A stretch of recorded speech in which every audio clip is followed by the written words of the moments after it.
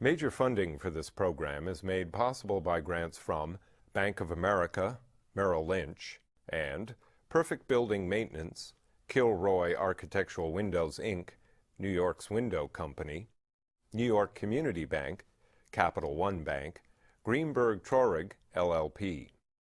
Additional funding is provided by grants from Akron Gold Brothers, LLC, Briarwood Organization, Beechwood Organization, C.B. Richard Ellis, Cushman and Wakefield, Dime Savings Bank of Williamsburg, Hal Fettner, Durst Fettner Residential, First American Title Insurance Company of New York, Friedman, LLP, Gemini Real Estate Advisors, LLC, Jack Jaffa and Associates Real Estate Consultants, James D. Kuhn Real Estate Institute at Syracuse University, Madison Realty Capital, Massey Knuckle Realty Services, Meridian Capital Group, M&T Bank, Muss Development, LLC, the Moynihan Group, Newmark Knight Frank, Orphanides and Associates, SJP Properties, Sterling and Sterling, Stonehenge Partners, Urban American, W Financial Mortgage Fund,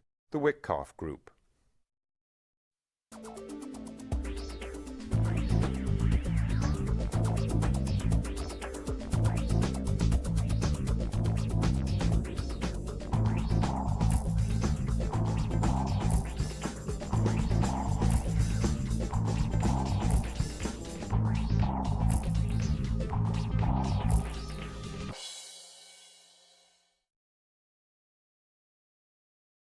Hello, my name is Michael Stoller. New York City, people love to eat. Manja, they like eating, they want to go to different restaurants, they want to try everything. But so what's happening with the restaurants? You know, how are they doing? How are the operators doing? Do they really have chefs or they have celebrity chefs? So I've assembled, or should I say my friend Drew helped me assemble, 4 top restaurateurs, operators, truly operators probably, to be here today. My guests include Joe Bastianich of B&B, or also known Bastianich and Battaglia. Jimmy Bradley of the Red Cat. Bradley. And Harrison. Yes. Principal. The legendary Shelley Fireman of the Fireman Hospitality Group. And last but not least, Drew. You don't even need a last name. Important, okay? Well, you know, take Noble, Tribeca, you know, and a variety of other places. So, you remember where you started as a grill man. McDonald's, the grill man. So after, now it's about 37 years? Yeah. So how is it today? How's the restaurant business today? How's it operating in New York? Can you deal with it? Can you make money in the recession? What's going on? Well, my thinking is of any place in America right now, New York is the most efficient. It still operates 365. You can rely on a volume of business to sustain you 7 days a week. So I'm happy to tell you that we're about to celebrate 20 years at the Tribeca Grill, and we're still busy. Nobu obviously is busy, and I opened a new restaurant last year. It's busy. I used to have a restaurant in San Francisco for 14 years. I don't think they're faring as well. I've had restaurants in Seattle, Boca Raton, Martha's Vineyard, you name it, Washington, D.C. Maybe, Shelley, you can tell us about your new place in Washington. But New York, for me, is still an efficient and productive city for restaurants. Joe, you're in New York, you're now in Greenwich, you're in Vegas, you're in Los Angeles.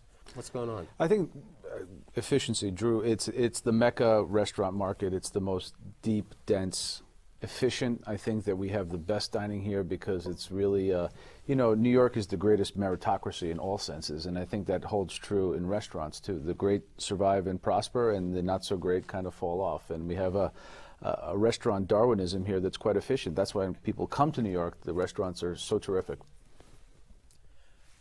The question I have, and the question is, we're doing great in Manhattan. Thank God Carnegie Hall is operating very well, and Lincoln Center, and our business. What about Times Square? You got Bond 45? Well, no, you got the and Brooklyn Diner? We're up about 12%, and we're going. So I'm very happy.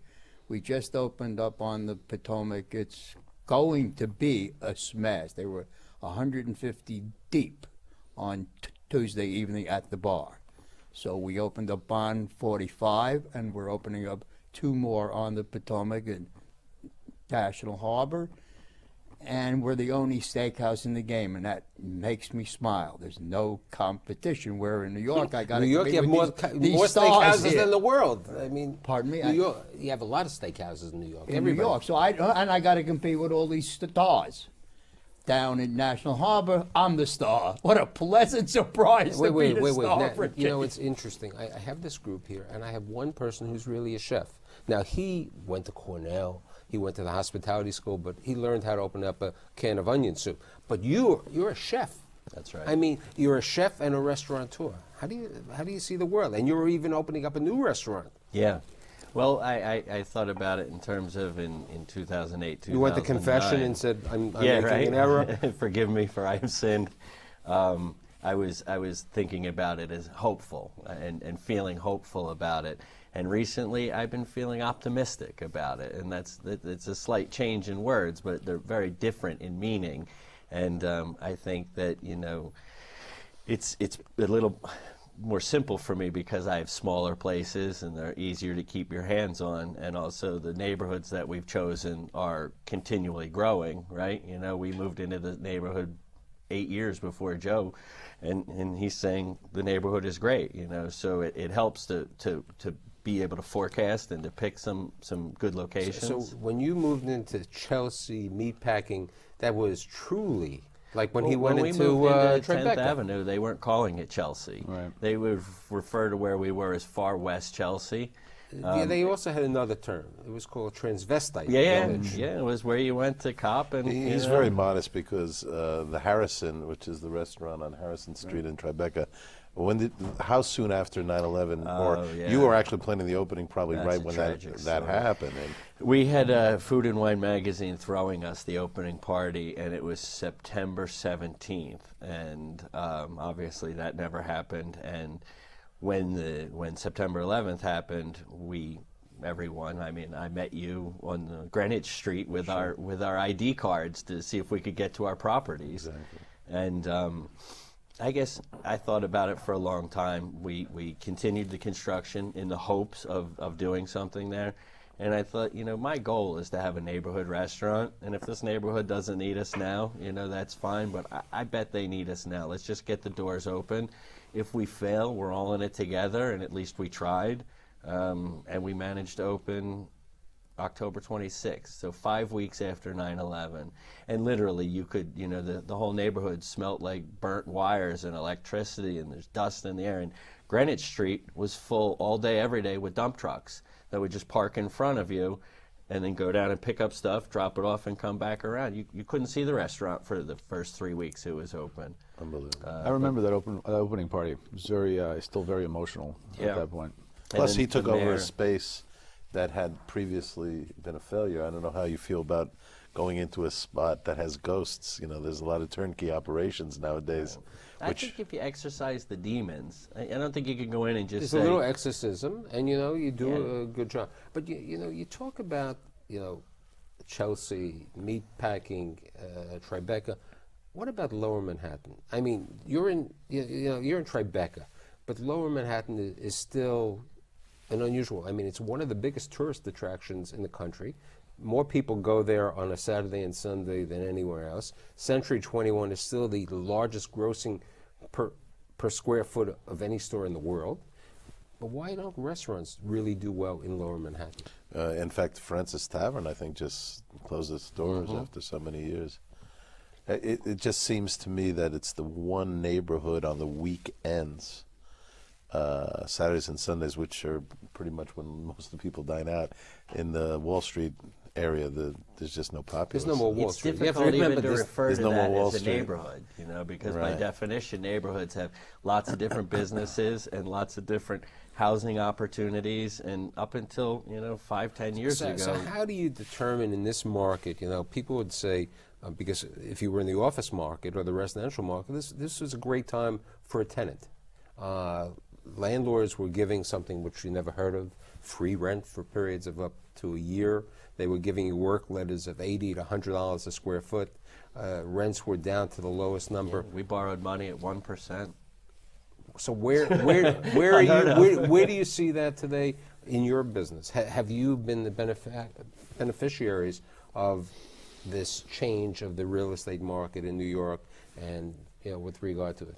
Yes, Mr. No, Mr. Positive. I've tried to renegotiate 2 leases. I have some very good landlords, but there's a prevailing idea that somehow I was paying below market rent up till this moment, and now I should be punished for trying to renew a lease at market rent, or I don't know. I just have never been very successful in the real estate aspects of but this Shelley thing. was saying prior to the show, and he has, one would say, some of the strongest and hardest people to deal with in the real estate business, and you've had some great relationships with. What do you mean I had? I still have, and I hope to continue for another 100 years. So what's your philosophy? Like I, for instance, I never want to pay percentage rent. You obviously are paying percentage rent in all these places. Sometimes I have landlords who come from the old school that they still think we have a cigar box. We put $10 in at the beginning of the day and we got $20 at the end of the day, so they don't know we have computers and don't have cash. And we have accounting firms that check everything, so some don't want percentage rent. And you got caught in a problem when the building that you were in got sold to another group, and then they started playing all kinds of games with you. That was aggressive. That was Del Posto. We signed a big lease, a 40-year plus lease at very, very. We were talking about it was way before the area developed, so it was way under market. Building sells, new landlord comes in, and they basically launch an attack. Look to the new lease, big lease, so they hire a PR agency, new big fancy restaurants. So they effectively either wanted to break the lease or have us go out of business. Because if you take that lease in net present value dollars versus the market rent, it's a $30 million asset. You know what I mean? So for them, and they wanted to flip the building. It was a big If play. you look at How it would this it way, right resolve? now, that what's happening with you on your new place, you're gaining the benefit also on 23rd Street. You're taking the opposite situation because 2 years Yeah, ago, when they bought the building and they bought it at the height of the market, Right. they didn't, they wouldn't have ever given anybody a decent rent like you were able to get right our now. landlord on 23rd Street's the toy building. It's a benchmark building. They've been very fair, very great. It's a big piece of retail, important piece of retail in Manhattan, a lot of square footage. We got into another world there in the sense we were competing against big box retailers. There's not many 40, 50,000 square foot restaurants, so that's a whole nother parameter. And but I have to say that perhaps it was the prevailing winds of the economy, but the landlord of the toy building, which they completely redid, first class, green building, great tenancy. They did a nice job. But you're enhancing their building for them. They've enhanced the building themselves. No, they have, but you're also enhancing the building and changing the situation the same way you help out in Lincoln Center on The some of your landlords buildings. could charge extra for their commercial space where in their ground floor space. That's correct. Absolutely. I mean, over They here, don't always understand that. by the they way. have there aren't fooderies or eatery places really on 23rd Street in that market where you are. They have a lot of companies over there. They have great advertising. They want to have some service. Plus, on Madison Square Park, not everybody's running to the Shake Shack to go to you. No, I think Ely will definitely, it already has completely changed the demographic of that neighborhood. You see a lot of restaurants and food operators are snapping up surrounding real estate. It's going to definitely change what happens. What's happening in that area is going to change very much. Now, you went to Westchester. How did you decide to go up I live in Greenwich, and this is just a funny story where my wife drives to Costco in Portchester, which is the next town. She sees there's an empty restaurant, auction sign on it, Terry Lodge. She's like, everyone has to go to everyone who lives in Greenwich. So it's between Rye, Greenwich, Purchase, Armonk, Harrison, Portchester. Great town. Everyone goes there to go shopping, go to the movies. It's near where everyone lives, where all the people who are going to eat out live anyway. And she's like, you should go. You should buy this place. So Terry Lodge, I go to the auction, not intending to buy it. Bid. Congratulations, you just bought the Terry Lodge. Bought the real estate and everything. And then I was just going to kind of fix it up and flip it and try to do a real estate. And then I found out this has been a restaurant for 100 years. Everyone knows about the restaurant. Who went there during the war, after the war, D-Day, birthday, celebration. I was like, oh my God, I have a real heirloom. I have an asset in my hand. So what we did is we did a historical renovation on the restaurant. So you get the tax credits? It's a funny town, and it's been very successful. We've kind of put in it was an Italian bar and pizzeria. Now it's that again. And we run it in our style, and it's been very nostalgic, and people really appreciate it. I bet they do. What about you? You're in Ridgewood. You never thought of opening up something in New Jersey? My favorite line from friends and anywhere outside of New York, they say, you really should open a restaurant in, wherever you are. And I look at them and I go, and you'll go only on Saturday for dinner, Friday or Saturday. Because the lesson to be learned outside of New York is that these places are dead from Monday through Thursday. And as we know, we can't be dead one night of the week, let alone 4. So Well, he's extraordinary. That restaurant, people probably come from outside of, Right. probably come from New York to eat in that restaurant, I'll imagine. but there was another one, I think. I'm not sure of the name of the restaurant in Yonkers. I mean, Yonkers had a XY restaurant? No, forget his name, chef. It's about a year old. Peter Kelly. What's his name? Peter Kelly. Peter Kelly. Kelly. A And terrific chef, and terrific that restaurant. place is doing very well Very well. because, and It's right on the Yonkers water. had a need. There was All the secret is that these XY or Peter Kelly's restaurant, our restaurants, are New York restaurants transplanted out. So everyone gets shortchanged in the burbs. They're like, very shoddy build-outs, bad service. Agreed. It's like That's skimp. what's- It's not the full experience. So you give them a real New York experience and you put it where they live, they'll come. Yeah, there's still no volume, though. That's what's At happening your down restaurant, in there the is. Potomac. It's a New York Italian steakhouse, and there is nobody that even compares with us. Until we get there. If you get there, I'll be upset. I don't want Man's on it. Charlie, thanks for the scouting report. Wait a second. Can I get the scoop that he's opening up in Potomac? No. No. So how meye seats do you have there? Well, I have 250 in the steakhouse. I'll Oh, my have God. Big restaurant. Make some 400 money. at the Redeye Grill, and I'm building a pizzeria cafe that'll seat 200. I'm the only pizzeria, the only steakhouse, and the only Redeye Grill, if I could understand it myself, down there. So Can I point one thing out to you, Michael? So Shelley has the Redeye Grill, on 7th Avenue, and has this incredible space, and he does, gangbusters there. So when, this is many years ago, I go by and this is just enormous outdoor space there. I go, Shelley, I don't get it. Why don't you use the outdoor space? I just started because the landlord had a view of his property and the elegance of his property, and he was kind enough to allow us to persuade him to alter it slightly. So I think we've done a very Meanwhile, there's a Hooters right next door. Yes, the Hooters on the other side. He's in it. No, wait, I have a question. I noticed that you're open for lunch and dinner in your places. You'll be open. You opened up the Redeye Grill to breakfast? And stopped it. Because the Brooklyn Diner is jammed for breakfast. They stand online to get in. They didn't need to spend that kind of dollar at the Redeye Grill. But that relates to, business and everything else. What's the pricing today, your average ticket in your restaurants in Manhattan? Anywhere from lowest average ticket is probably Becco, which is $43, and the highest is Del Posto, $154. Jimmy?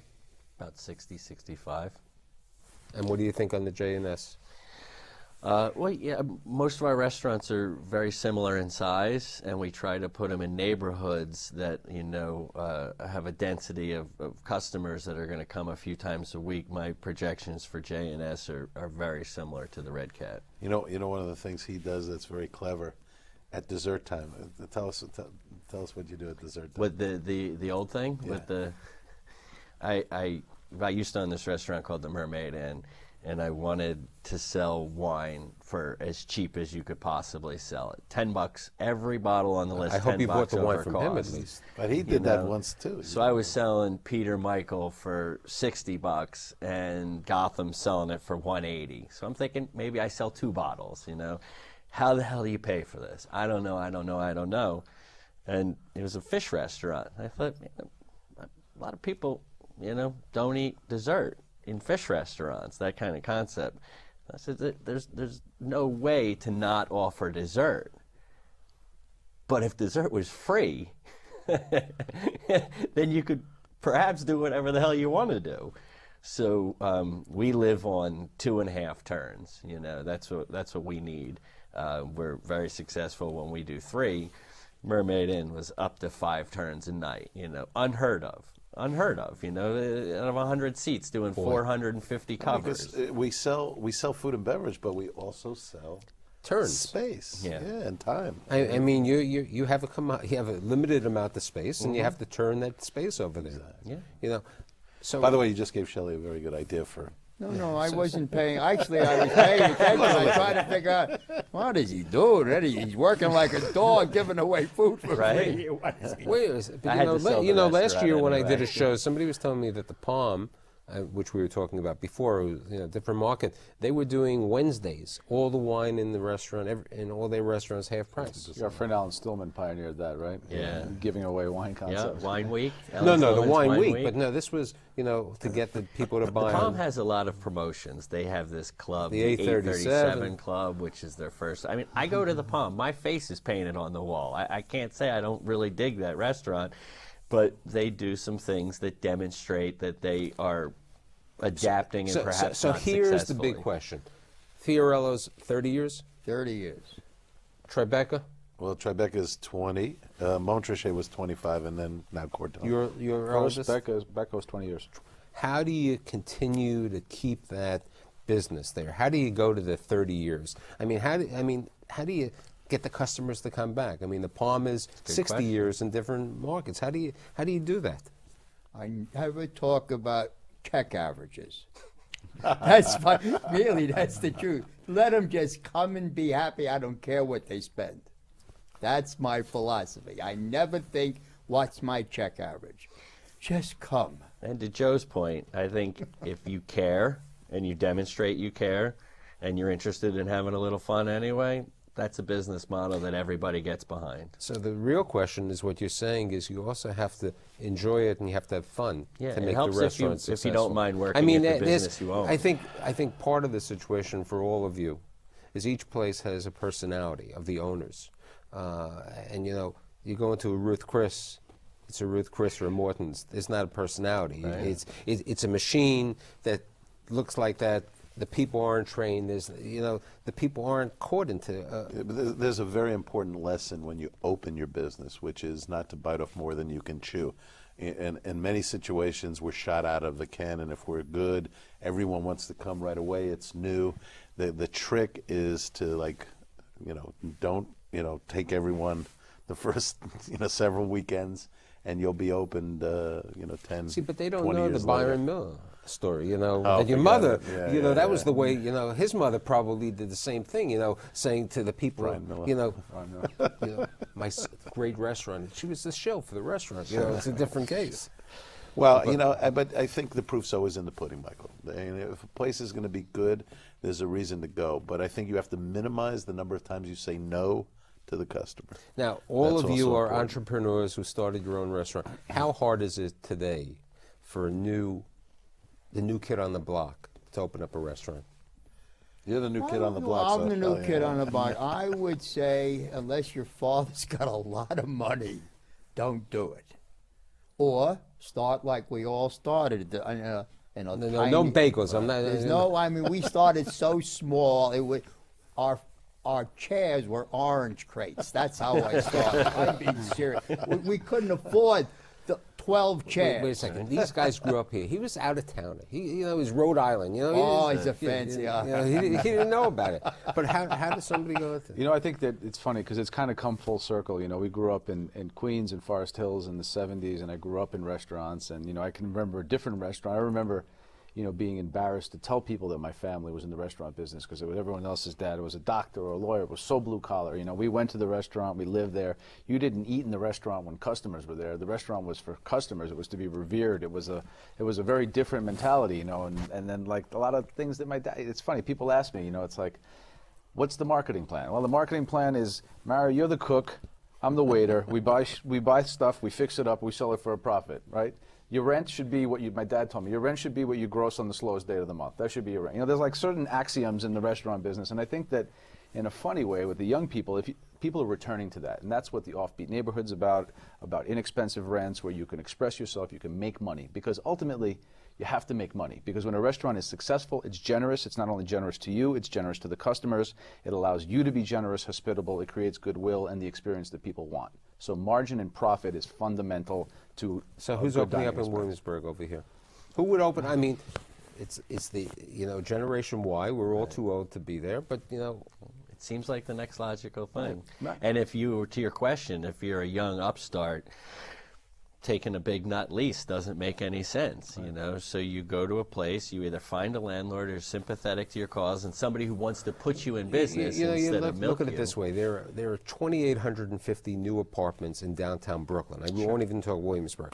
Somebody's going to live there. Yes. You know, Alan Rosen Jr.'s, he shouldn't be the only restaurant to make a living in downtown Brooklyn. Why just Brooklyn? I mean, don't people eat in the Bronx or in Queens? No, That's what I'm but saying. No, wait a minute. I'm from the Bronx. Stop. What I always Wait, find what? interesting is people will show me a space on a block that, you know, it's a major thoroughfare in Manhattan, and I'll look on that block and there's not one eatery on that block, which is astounding if you think about it. Right. And that should be a telltale sign about maybe not to put it there. Sure. Wait a It's how not that much they can- need it, you know. It's I like, don't understand. How much can we earn in Brooklyn? yeah, that's it. Let's face facts. You want your kid to he went to college?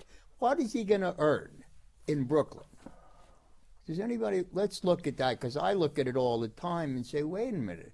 It's I like think driving a- what Brooklyn has done though recently is it's a lot of these smaller restaurants like Franny's or Yeah, but that you know, are run. Franny's, I'm people impressed. work But their tail Franny's a off. separate case. But you know, look, in downtown Brooklyn, you had Gage and Tolna that became an Applebee's, and you know the situation. I wish we had more time, but we are going to bring this crew back because if I didn't, it would be criminal. I'd like We'll to bring thank- food next time. We'll bring food next time, as opposed to the apples. Wait a minute. I can't we believe you came didn't bring. here. The food is supposed to be Okay, given the to food's us. here. I'd like to thank Joe Somebody's Bastianich, Jimmy Bradley, Shelley Fire. Charlie Fireman, and Drew. Thank you. See you next week.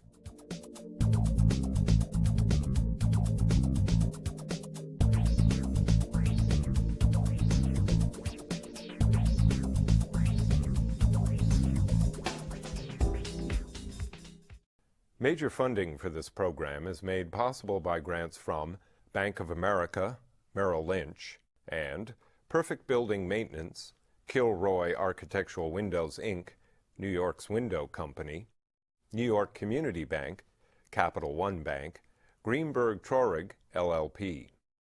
Additional funding is provided by grants from Akron Gold Brothers, LLC, Briarwood Organization, Beechwood Organization, C.B. Richard Ellis, Cushman and Wakefield, Dime Savings Bank of Williamsburg, Hal Fettner, Durst Fettner Residential, First American Title Insurance Company of New York, Friedman, LLP, Gemini Real Estate Advisors, LLC, Jack Jaffa and Associates Real Estate Consultants, James D. Kuhn Real Estate Institute at Syracuse University, Madison Realty Capital, Massey Knackle Realty Services, Meridian Capital Group, M&T Bank, Muss Development, LLC, Des Moines Group, Newmark Knight Frank, Orphanides and Associates, SJP Properties, Sterling and Sterling, Stonehenge Partners, Urban American, W Financial Mortgage Fund, the Wickoff Group.